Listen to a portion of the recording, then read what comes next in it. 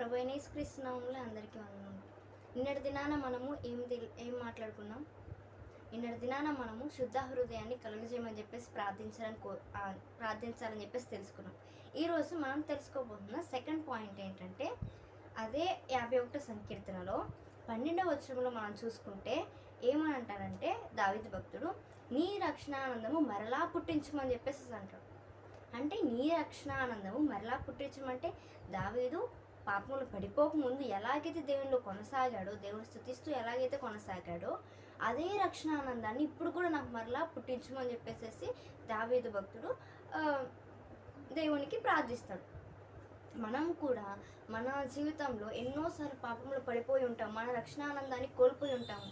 మనం కూడా దేవుని దగ్గర రక్షణానందం మరలా పుట్టించమని చెప్పేసి దేవుని దగ్గర కోరుకోవాలి. మనం బాప్తిసం తీసుకున్న కొత్త దినాల్లో కానీ, దేవుని సొంత రక్షకునిగా అంగీకరించిన దినాల్లో కానీ, మనం దేవుని అంగీకరించినప్పుడు ఎంత సంతోషంతో, ఎంత ఉత్సాహంతో దేవుని ఆరాధిస్తూ దేవుని పరిచర్యలో కొనసాగుతూ ఉంటామో, అదే పరిచర్యను ఇప్పుడు కూడా అదే రక్షణానందం పొందుకొని అదే దేవుని సన్నిధిలో మన పరిచర్య చేస్తూ కొనసాగాలి.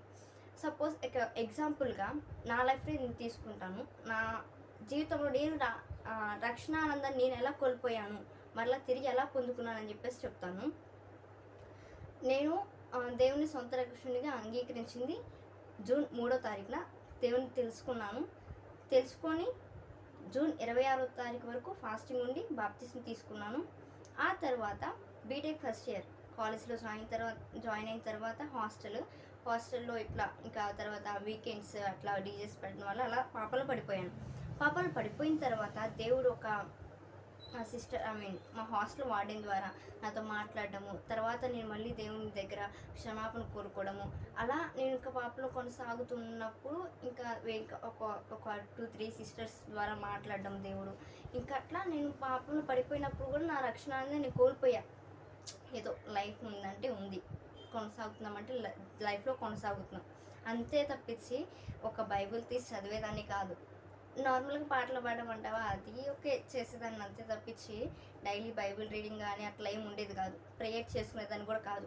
ఇంకా అట్లా పాపంలో కొనసాగిపోయాను. ఇంకా అదే ఒక సంతోషం అనుకొని చెప్పేసి అదే పాపంలో కొనసాగిపోయినప్పుడు ఇంకా తర్వాత ఇంకా మా హాస్టల్ వార్డెన్ ద్వారా మాట్లాడినప్పుడు నేను చేసిన తప్పే కదా అని చెప్పేసి తెలుసుకొని దేవుని దగ్గరికి వెళ్ళి పశ్చాత్తాపడి, ప్రభువా నేను తప్పు చేశాను, పాపాన్ని నువ్వు క్షమించు ప్రభువా, నేను మొదట్లో నేను ఎలా ఉన్నాను అలాంటి జీవితాన్ని మరలా తీసుకొచ్చి, ప్రభువా నేను నా రక్షణానందాన్ని కోల్పోయినాను, నాకు రక్షణానందం మరలా పుట్టించమని చెప్పేసి దేవుని దగ్గర ప్రార్థించాను.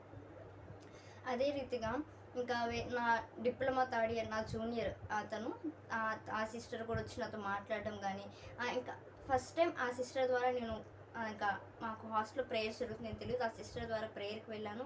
హాస్టల్లో జరుగుతున్న ప్రేయర్కి ఇంకా తర్వాత నా నుంచి నా ఫ్రెండ్స్ రావడం కానీ, ఇంకా అక్కడికి వెళ్ళినాక అక్కడ మా సూపర్ సీనియర్స్ వాళ్ళు అక్క వాళ్ళు మాట్లాడడం కానీ, గైడ్ చేయడం కానీ అంతా బాగుంది. ఇంకా అప్పటి నుంచి దేవునిలో మళ్ళా నేను పడిపోకుండా దేవుళ్ళు కొనసాగడానికి దేవుని మహాకృపను చూపించారు నా పట్ల. మనం కూడా పాపంలో ఎన్నోసార్లు పడిపోతూ ఉంటాము, మన రక్షణానందాన్ని కోల్పోతుంటాము. మనం కూడా ఈరోజు దేవుని దగ్గర మొరపెట్టుకోవాలి, ప్రభువా నేను నీ పట్ల తండ్రి రక్షణానందాన్ని కోల్పోయి ఉన్నాను, ఇలా పాపంలో పడిపోయి నేను రక్షణానందం కోల్పోయాను. ప్రభువా నేను చేసిన తప్పుకి నేను కోల్పోయిన రక్షణానందాన్ని మరలా నాకు పుట్టించుము.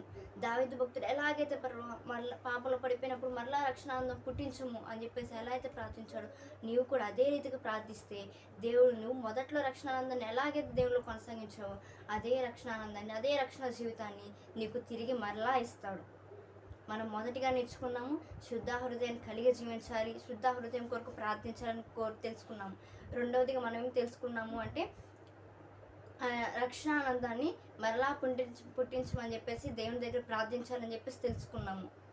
ఈ 2 పాయింట్లను బట్టి దేవుని దగ్గర మీరు ప్రార్థిస్తూ ఉండండి. దేవుడు మీరు కోల్పోయినటువంటి రక్షణానందాన్ని కానీ, శుద్ధ హృదయాన్ని, మీరు చేసిన ప్రతి ఒక్క పాపం నుంచి మీకు విడుదలను కానీ, శుద్ధ హృదయాన్ని మీకు కలుగజేస్తాడు. దేవుడు మీకు ఆ రీతిగా కలుగజేయాలని చెప్పేసి కోరుకుంటున్నాను. ఆమేన్. అందరికీ ప్రైజ్ లార్డ్.